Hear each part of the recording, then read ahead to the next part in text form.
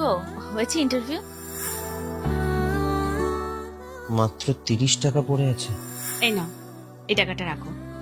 শোনো, খিদে পেলে অবশ্যই এই টাকাটা ভাঙিয়ে কিছু খাবে, আর যাতায়াতে যা যা খরচ হবে এখান থেকেই খরচ করবে, কেমন?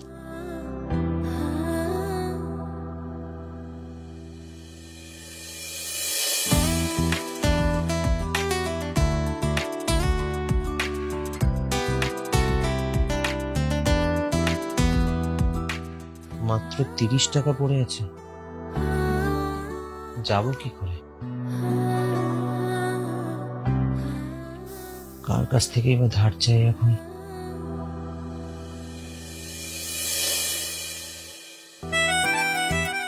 রেডি হয়ে গেছো? হ্যাঁ, বেরোচ্ছি।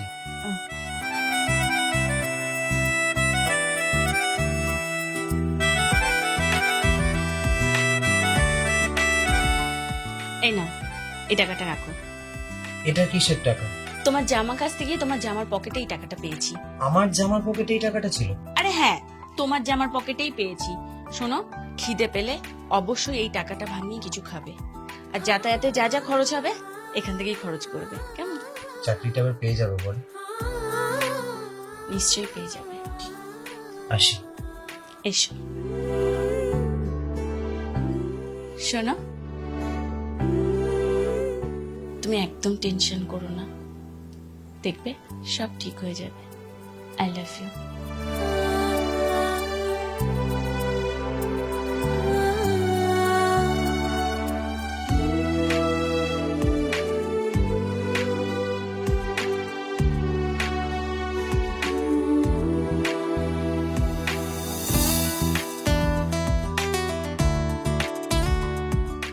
হ্যালো।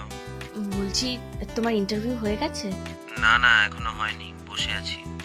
ও, তোমার কি খুব খিদে পেয়েছে? যদি খিদে পায় তাহলে এক প্যাকেট বিস্কিট কিনে খেয়ে নাও, কেমন? আচ্ছা ঠিক আছে, দেখছি, পরে ফোন করছি। আচ্ছা, রাখলাম।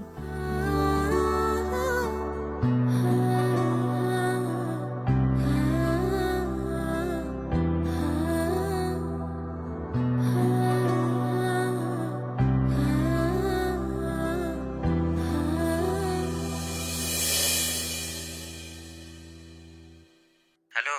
কি গো, হয়েছে ইন্টারভিউ? হ্যাঁ, হয়ে গেছে, এই তো বেরোলাম সবে, আসছি। কেমন হয়েছে? বাড়ি গিয়ে কথা বলি।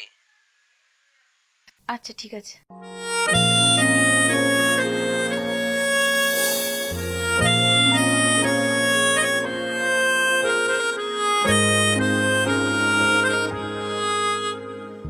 পূজা, এই পূজা। তুমি এসে গেছো? হাত মুখ ধুয়ে নাও, খুব খিদে পেয়েছে, খাবো। সে কি, তুমি খাওনি এখনো? ও মা, এ আবার কি কথা? তোমায় ছেড়ে খাই কি করে?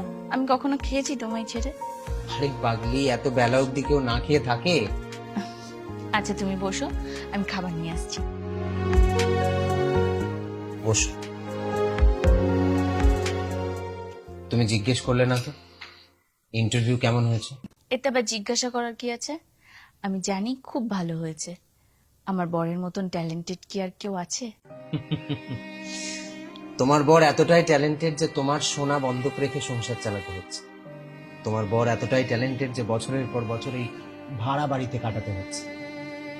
তোমার বর এতটাই ট্যালেন্টেড যে একটা চাকরি জোগাড় করার জন্য। তাতে কি, তুমি আমার সাথে থাকলে আমি খোলা আকাশের নিচেও তোমার সাথে ঘর বাঁধতে পারি।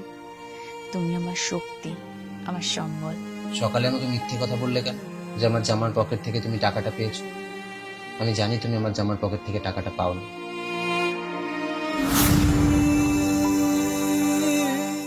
মাত্র 30 টাকা পড়ে আছে, যাবো কি করে?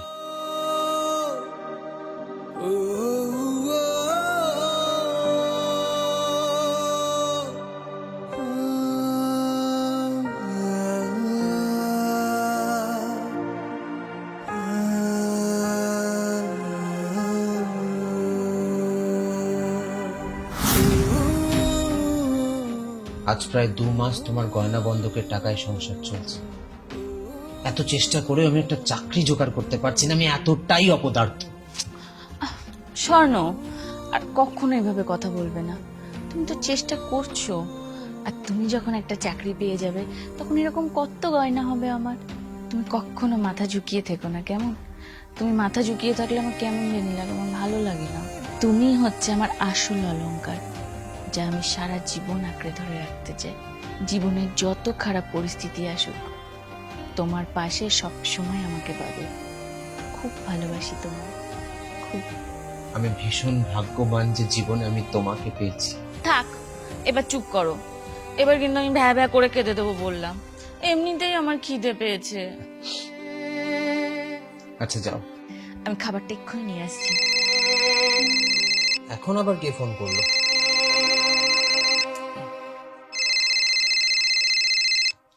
হ্যালো। ইনফো ইন্টারন্যাশনাল থেকে বলছি। You are selected for the job and your gross is 47 plus incentive and TA. আপনার জয়নিং ডেট আগামী পরশু 27 তারিখ। Check your mail. Thank you ma'am, thank you. কার ফোন? পূজা, কি হয়েছে বলবে তো? পূজা, আমি চাকরিটা পেয়ে গেছি পূজা। প্রায় 50,000 টাকা স্যালারি। এই তোমাকে আর এই ছেঁড়া শাড়ি তাকতে দিয়ে পড়তে হবে না। কিছু ঠিক থাকলে আমরা এই ভাড়ার বাড়ি ছেড়ে 2 বছরের মধ্যে নিজেদের বাড়িও নিতে পারবো। সব ঠিক হয়ে যাবে, সব ঠিক হয়ে যাবে। আমি তো বলেছিলাম, তুমি একদম চিন্তা করো না, সব ঠিক হয়ে যাবে। আমার তোমার প্রতি বিশ্বাস আছে তো। আরে, খুশির খবর শুনে এইভাবে কেউ কাঁদে? খুশির খবর শুনলে হাসতে হয়, চোখের জল মোছো। একদম কাঁদবে না, এখন আমাদের শুধু খুশির দিন। তুমি বসো, আমি খাবারটা এক্ষুনি নিয়ে আসছি।